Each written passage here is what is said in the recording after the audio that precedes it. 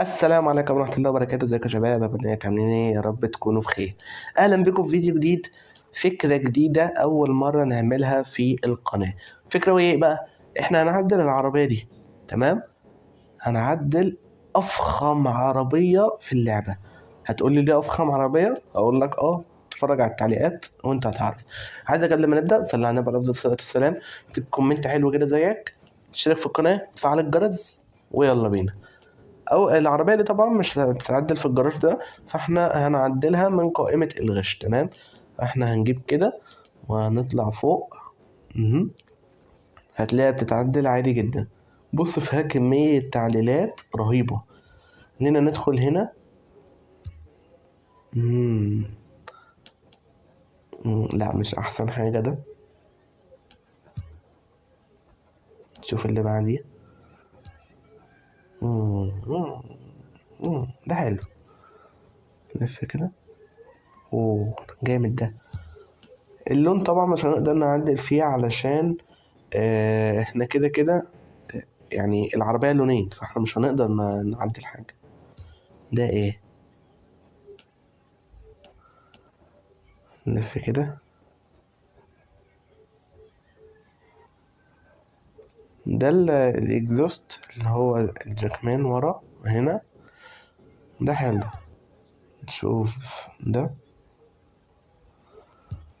ده تقريبا الاكسدام الامامي، فاحنا عايزين نشوف كده.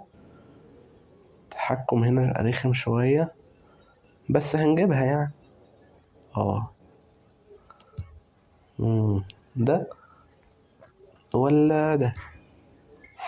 لا ده جامد ده.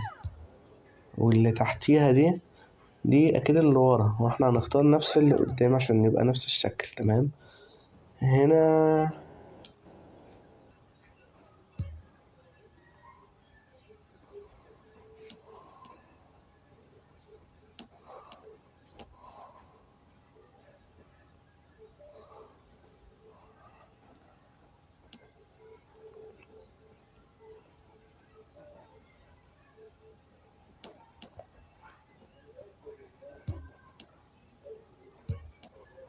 هنا تقريبا بيركب إضاءة قدام أو حاجة، بس حلو يعني. هنختار ده.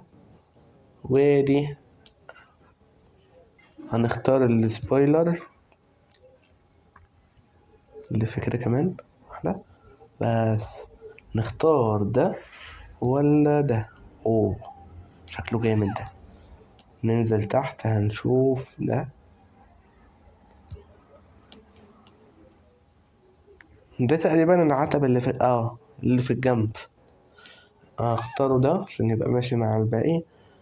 واحنا وقفنا هنا. الكاوتش مش هغير في حاجة. نحط لها نيترو طبعا اهو.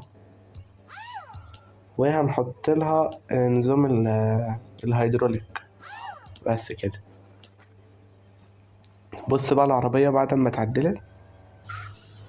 خلاص. مهم.